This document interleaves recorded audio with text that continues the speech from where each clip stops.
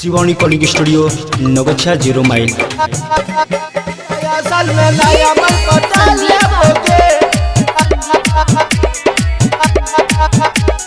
नया मन पटाल लेबोगे, राजेश माल क्या भुला देबोगे। बन गेले गे छोरी हर जाई नया साल में दलही रुलाई, साल में दलही रुलाई। हाँ बन गेलही गे छोरी हर जाई नया साल में दलही रुलाई।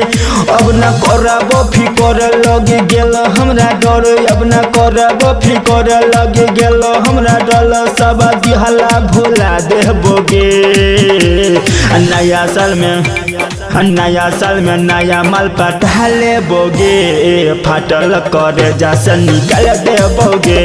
नया साल में नया माल पटा लेबोगे, फाटल दिल से तोरो निकाल देबोगे।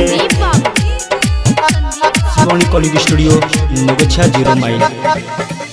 नया साल में नया मन पटा लेबोगे, राजेश माल के भुला देबोगे। तोरे त चाहे री होगे छोड़ी, हमरा चले लोही रिश्ता के तोरी। कोना के तोरा भूलोगे जान, बीच सफर में लेली मुँह मोरी, सफर में लेली मुँह मोरी। हाँ तोरे त चाहे री होगे छोरी, हमरा से रिश्ता हलोही गे तोरी। कोना के तोरा भूलोगे जान, बीच सफर में लेली मुँह मोरी।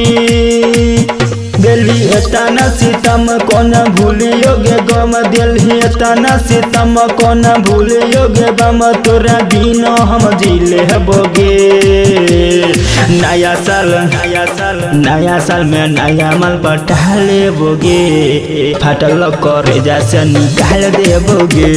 नया साल में नया माल पटा लेबोगे, तो राजेश माल क्या भुला देबोगे।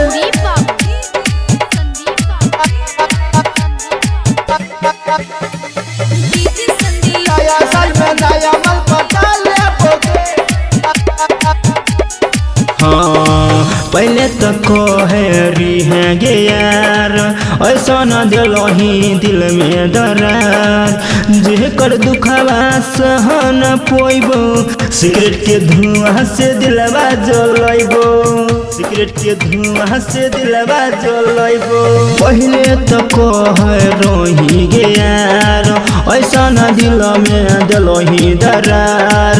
जेकर दुखवा सहन पोइबो, सिगरेट के धुआं से दिलवा जलैबो, जलैबो। सुन मिहिका के जान नहीं रखिया निशान, सुने प्रदीप के जान नहीं रखिया निशान। तोरा फोटो जला देबोगे नया साल में नया माल पटा लेबोगे, तो राजेश माल के भुला देबोगे। नया साल में नया माल पटा लेबोगे, तो राजेश माल क्या भुला देबोगे। शिवानी कॉलिंग